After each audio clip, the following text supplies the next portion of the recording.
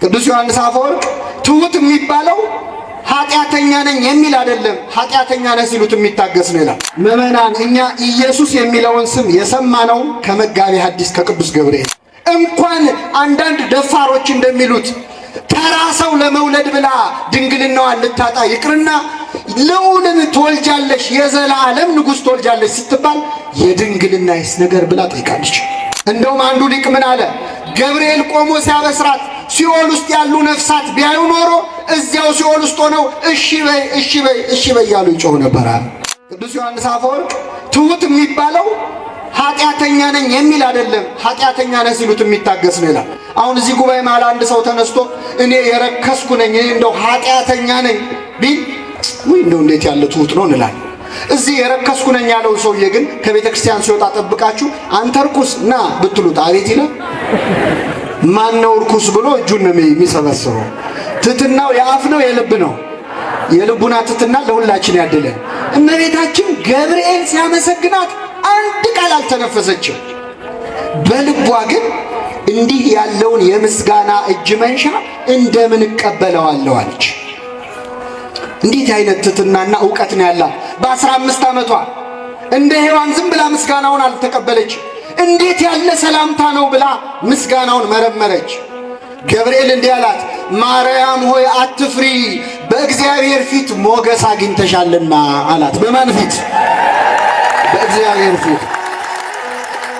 ምዕመናን አንዳንድ ሰዎች እናንተ ኦርቶዶክሶች የድንግል ማርያምን ክብሯን በጣም አብዝታችሁታል ይላሉ። ክብሯን ያበዛው ማን ነው? እኛ ልንጨምረው እንችላለን? ፀሐይ ብንሞቃትም ባንሞቃትም ሙቀቱ አይቀንሳል። ድንግል ማርያም ብናከብራትም ባናከብራትም ማናከብራታል? አትፍሪ ያለ ገብርኤል። አትፍሪ፣ በእግዚአብሔር ፊት ሞገስ አግኝተሻል። የኔ ምስጋና ነው የሚገርምሽ፣ የኔ ሰላምታ ነው የሚገርምሽ። እንኳን በኔ በመልአኩ ፊት በማን ፊት ተከብረሻል? አትፍሪ ማርያም ሆይ እነሆ ትጸንሻለሽ፣ ወንድ ልጅም ትወልጃለሽ፣ ስሙንም ኢየሱስ ትይዋለሽ አላት። ማን ትይዋለሽ? ምዕመናን እኛ ኢየሱስ የሚለውን ስም የሰማነው ከመጋቤ ሐዲስ ከቅዱስ ገብርኤል ነው። ለዓለም ኢየሱስ የሚለውን ስም ያመጣው ማን ነው? ገብርኤል ነው። አንዳንድ ሰዎች ገብርኤልን አሁን ያመጡ ስናከብር ኢየሱስን አታውቁትም ይላሉ። ደግሞ ለገብርኤል ኢየሱስን ሊያስተዋውቁት ማለት ነው። ስለዚህ ምዕመናን አንድ ሰው እንደውም ኢየሱስን ለማወቅ መጀመሪያ ገብርኤልን ማወቅ አለበት። ገብርኤልን የማያውቁ ሰዎች ኢየሱስን ቤት በኩል እንዳወቁት እግዚአብሔር ይወቀው ራሱ። ስሙንም ኢየሱስ ትይዋለሽ፣ እርሱ ታላቅ ነው፣ የልዑል ልጅ ይባላል። ጌታ አምላክም የዳዊት የአባቱን ዙፋን ይሰጠዋል፣ በያዕቆብ ቤት ላይ ለዘላለሙ ይነግሣል፣ ለመንግሥቱ ምን የለውም ማለት። አሁን ልትናገር ነው። እስቲ ስሟት እመቤታችንን። በእውነት ድምጿን ለሁላችን ታሰማል። ጸጥ ብላ ሰማችሁ። ገብርኤል መጥቶ ሰላም ሲላት ሲያመሰግናት አሁን ልትናገር ነው። ተናግሮ የማያውቅ ሰው እኮ የሚናገረው እንደው ሲብስበት ነው። ትወልጃለች ሲላት ምን አለች? ወንድ ስለማላውቅ ይህ እንዴት ይሆናል አለች። ምን ስለማላውቅ? እመቤታችን ወንድ የሚባል አይታታውቅም እንዴ? ቅዱስ ዮሴፍ ወንድ ነው ሴት ነው? ታዲያ ወንድ ካህናት ያሳደጓት ወንዶች ናቸው። ምን ማለት ነው? ወንድ ስለማላውቅ። አግብቶ ወልዶ የመኖር ሐሳብ በድንግል ማርያም ልብ ውስጥ አልነበረም። እምኀበ አይቴ ረከብኮ ዘከመዝ ብስራተ ዘእንበለ ዘር ምድር ቶተ ወዘእንበለ ምት ድንግል ጽንሰተ። ሊቃውንት ሲያብራሩት ይህን ዜና ኬታ መጣው፣ መሬት ላይ ዘር ሳይዘራ ይበቅላል የሚል ዜና፣ ሴት ሳታገባ ትወልዳለች የሚል ዜና ኬታ መጣው ማለቷ ነው ይላል። እንዴት ይሆንልኛል ወንድ ስለማላውቃለች። አሁን አንዲት ሴት ምዕመናን ልታገባ አንድ ወር የቀራት ሴት ወንድ ልጅ ትወልጃለሽ ተብሎ ቢነገራት ወንድ ስለማላውቅ እንዴት ይሆናል ትላለች? የልጁ ስሙ ማን ነው ነው የምትለው አይደል? እንዴ አመጋገቡ እንዴት ነው ነው የምትለው? የሶምሶን እናት እንዳለችው። እመቤታችን ግን አግብቶ ወልዶ የመኖር ሐሳብ አልነበራት። እንኳን አንዳንድ ደፋሮች እንደሚሉት ተራ ሰው ለመውለድ ብላ ድንግልናዋን ልታጣ ይቅርና ልዑልን ትወልጃለሽ፣ የዘላለም ንጉሥ ትወልጃለሽ ስትባል የድንግልናይስ ነገር ብላ ጠይቃለች። ደስ የሚያሳይ ነገር ልንገራችሁ ምዕመናን። እግዚአብሔር ሐሳቡ ከሷ መወለድ ነው። እሷ ሐሳቧ ድንግል ሆኖ መኖር ነው። ሁለቱንም ፈጸመው። እሱም ከሷ ተወለደ፣ እሷም ለዘላለም ምን ሆና ኖረች? ድንግል ሆና ኖረች። እግዚአብሔር ማለት ይችላል። እናትም ድንግልም አደረጋት። እሱ ሰውም አምላክም አይደለም? አብ የልጁ ምልክት አደረገች ይላል ቅዱስ ኤፍሬም። እሱ ፍጹም አምላክ ፍጹም ሰው እንደሆነ ፍጹም እናት ፍጹም ድንግል ለመጥራት እኮ ያስቸግራል። ቅዱስ ኤፍሬም ምን ይላል? ጌታ ሆይ እናትህን ማን ብለን እንጥራት ይላል። ማን ብለን እንጥራት? ድንግል እንዳንላት ልጅ ታቅፋ አየናት ይላል። እናት እንዳንላት ደግሞ ድንግል ሆና አገኘናት። እናትህን ማን ብለን እንጥራት? ጌታ ሆይ እናትህን መጥራት እንደሚያስቸግር ከሆነ አንተንማ በምን አንደበቴ እጠራሃለሁ ይላል። እና እናትም ድንግልም አደረጋት። ገብርኤል ጠየቀችው፣ በእውነት እንዴት ይሆናል አለችው። እኛ እኮ የገብርኤልን ጸባይ አይተነዋል። ትናንት መምህር ምትኩ ሲያስተምሩን ነበር። ቅዱስ ገብርኤል ዘካርያስን ሊያበስረው ሄደ። ዘካርያስ እንዴት ይሆናል ብሎ ሲከራከረው እንዴት የተዘጋ ማኅፀን ይከፈታል ሲለው ይሄ እስከሚፈጸም ድረስ ምን ትሆናለህ? የተዘጋ ማኅፀን እንዴት እንደሚከፈት እንዲገባ ልሳንህን ዘጋውና ልሳንህ ተመልሶ ምን ይላል? ማኅፀን እንደሚዘጋ ልሳን ይዘጋል እግዚአብሔር። ማኅፀን እንደሚከፍት ልሳንህን ምን ይለዋል? እመቤታችንን ግን እንደዛ ማድረግ አልቻለም ገብርኤል። አንደኛ እሷ ከእሷ በፊት በድንግልና ጸንሳ የወለደች ሴት የለችም። ዘካርያስ እኮ ቢያንስ አብርሃምና ሳራ እያለ ሲተርክ የኖረ ሰው። ሌላው የአምላኩ እናት ናት፣ ስልጣን የለውም። ስለዚህ አስረዳት። መንፈስ ቅዱስ ይጸልልሻል፣ የልዑል ኃይልም ያድርብሻል። ይህ የሚወለደው ከሦስቱ ቅዱስ አንዱ ቅዱስ ነው አለ። እነሆ የሥላሴ ሥራ ባንቺ ይሰራል ማለቱ ነው። መንፈስ ቅዱስ ብሎ መንፈስ ቅዱስን፣ ልዑል ብሎ አብን፣ ኃይል ብሎ ወልድን፣ የሥላሴ ሥራ ባንቺ ይሰራል አላት። እነሆ ዘመድሽ ኤልሳቤጥ ካረጀች በኋላ ጸንሳለች አለ። ይህም ማስረጃ የሆነ ምክንያቱም ኤልሳቤጥ የጸነሰችው ከባሏ ነው። ድንግል ማርያም ግን ትጸንሻለሽ የተባለችው ያለ ባል ነው። ገብርኤል ወዲህ ቢል ወዲያ ቢል ማስረጃ አጣ። መጨረሻ ምን አለ? ለእግዚአብሔር የሚሳነው የለም። አይሻልም? ሌላ ጥቅስ ከመፈለግ ለእግዚአብሔር ምንም ይለው የለም። አንዳንዴ ጠበሉ እንዴት ያድናል፣ እምነቱ እንዴት ያድናል፣ እንዴት ሲሏችሁ አሁን ይህን ጊዜ ምን አለች? አሁን ወደ ርዕሴ መጣሁ። እነሆኝ የጌታ ባሪያ እንደ ቃልህ ይደረግልኛለች። ይህንን የምናውቀውን ታሪክ ለምን ተረከው ካላችሁ በእውነት ሁላችንም አናስተውለው።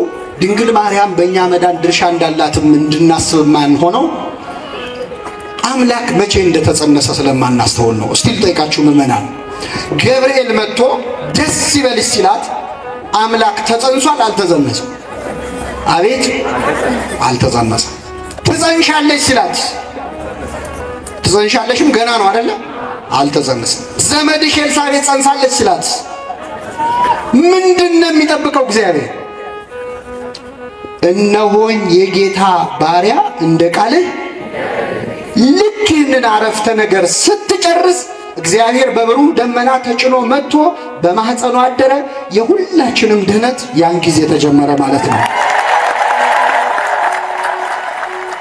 የሚገርማችሁ ምእመናን፣ እመቤታችን እንደ ቃልህ ይደረግልኝ የሚለውን ቃል ሳትናገር ለግማሽ ሰዓት እንኳን ዝም ብላ ብትቆይ ኖሮ እኛም ሳንድን ለግማሽ ሰዓት እንቆይ ነበር።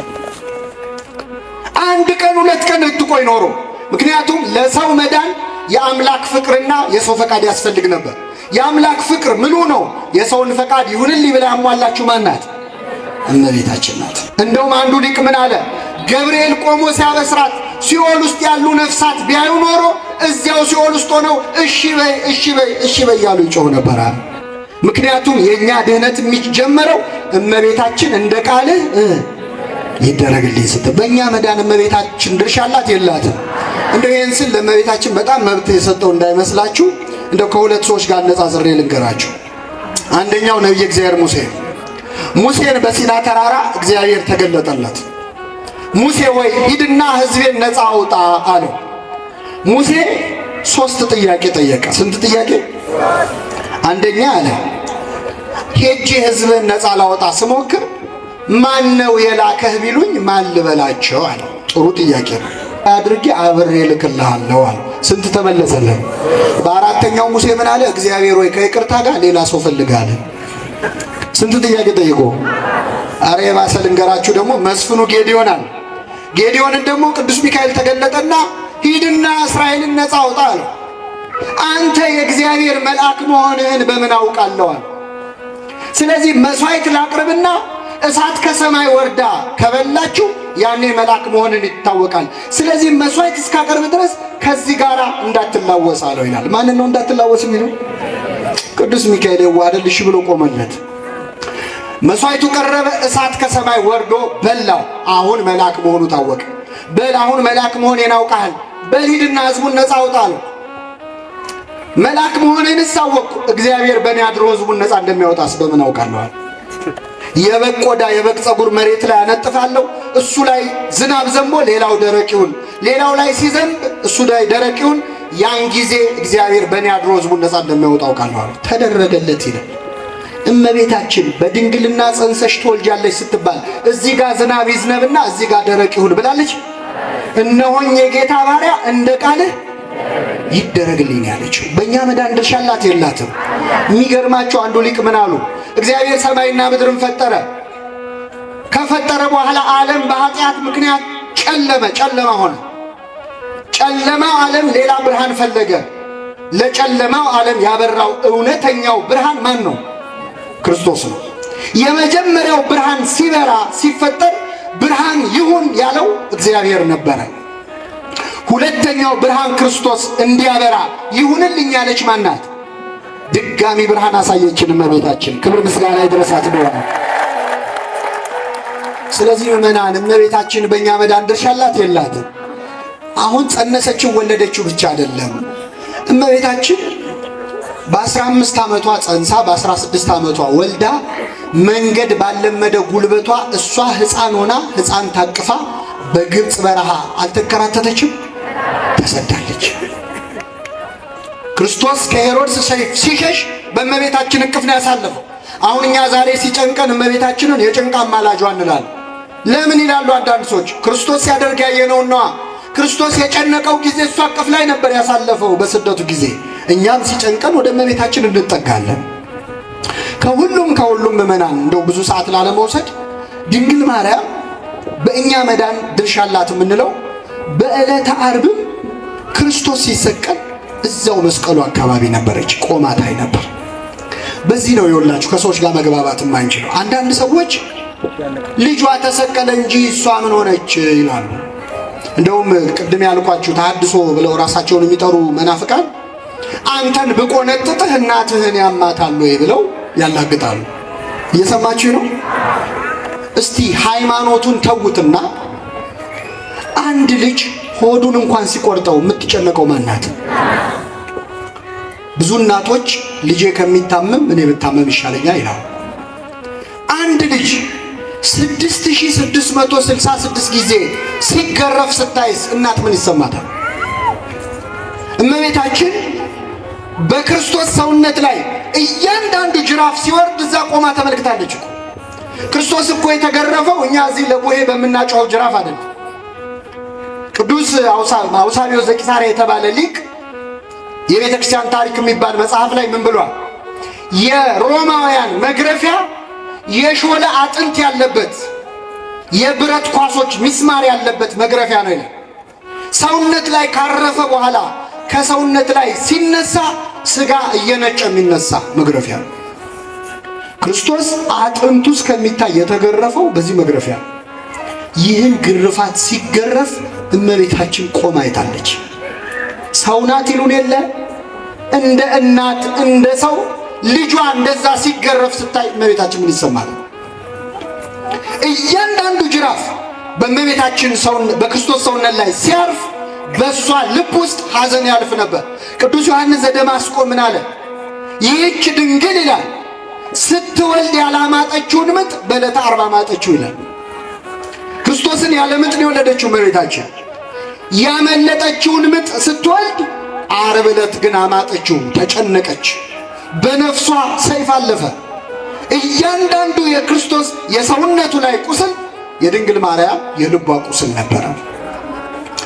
እሷ ልጇ ተሰቀለ እንጂ እሷ ምን ሆነች የሚሉ ሰዎች እግዚአብሔር ልቡን አይስጣቸው።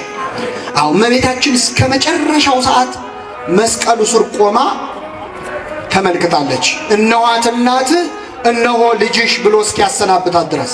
እንደውም ሊቃውንት ምን ይላሉ? ሲጨፍንም ሲገልጥ ይላሉ። አንድ ልጅ ገና ሲወለድ አይኑን ሲከፍት መጀመሪያ የሚያየው እናቱን ሊሆን ይችላል፣ ወይም ሌላም ሰው ሊያይ ይችላል። ከመሞቱ በፊት ግን ሌላ አይቶ ሊሞት ይችላል አይኑ ከመከደኑ በፊት። ክርስቶስ ግን ሲጨፍንም ሲገልጥም ወደዚህች ምድር ሲመጣም ከዚህች ምድር ሲሄድም የተመለከታት እመቤታችን ነበር። እነኋት እናትህ እነሆ ልጅሽ ብሎ እስከ ሰጠ ሰዓት ድረስ ወላዲተ አምላክ የኛን መዳን ይሁንልኝ ብላ እንዳስጀመረች እስከ መስቀል ድረስ ቆማ አስፈጽመዋለች። እመቤታችን በእኛ መዳን ድርሻ አላት የላትም? እነኋት እናትህ እነሆ ልጅሽ ብሎ እስኪሰጥ ድረስ በእውነት እመቤታችን በእኛ መዳን ድርሻ አላት። ይህን ለማስተዋል እግዚአብሔር በቸርነቱ ይርዳ።